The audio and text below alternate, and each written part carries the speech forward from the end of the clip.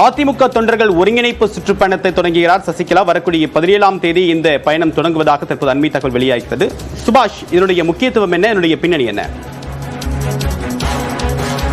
அதிமுகவில் மீண்டும் தொண்டர்களை இணைப்பதற்காக நான் பாடுபடுவேன், அதற்காக சுற்றுப்பயணம் மேற்கொள்வேன் என்று கடந்த மாதம் சசிகலா அறிவித்திருந்தார். அதன் தொடர்ச்சியாக கடந்த வாரத்திலும் செய்தியாளர் சந்திப்பை அதை உறுதிப்படுத்தினார். அதன் நீட்சியாக வரும் 17ஆம் தேதி தென்காசி மாவட்டம் இளஞ்சியிலிருந்து தனது சுற்றுப்பயணத்தை 4 நாட்கள் தென்காசி மாவட்டத்தில் மட்டும் மேற்கொள்ள இருக்கிறார். அதற்குட்பட்ட சட்டமன்ற தொகுதியில் இருக்கக்கூடிய நகராட்சி, பேரூராட்சி, ஊராட்சி பகுதிகளில் கிராமம் வழியாக அவர் பயணத்தை திட்டமிட்டிருக்கிறார். தென் மாவட்டத்திலிருந்து அவர் தனது சுற்றுப்பயணத்தை ஆரம்பிக்கிறார் என்பதும் நம்ம கவனிக்கத்தில் எடுத்துக்கொள்ள வேண்டிய ஒரு விஷயம். அதிமுக அந்த இடங்கள்ல வலு குறைவாக இருக்கு அப்படின்னு சொல்லக்கூடிய சூழ்நிலையில தற்போது அங்கிருந்து தனது சுற்றுப்பயணத்தை மேற்கொள்கிறார் என்பது மிகுந்த முக்கியத்துவம் வாய்ந்ததாக கவனிக்க வேண்டியது இருக்கிறது.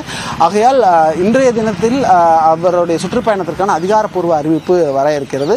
16, 17, 18, 19 ஆகிய 4 நாட்கள் அந்த சுற்றுப்பயணமானது அமைய இருக்கிறது.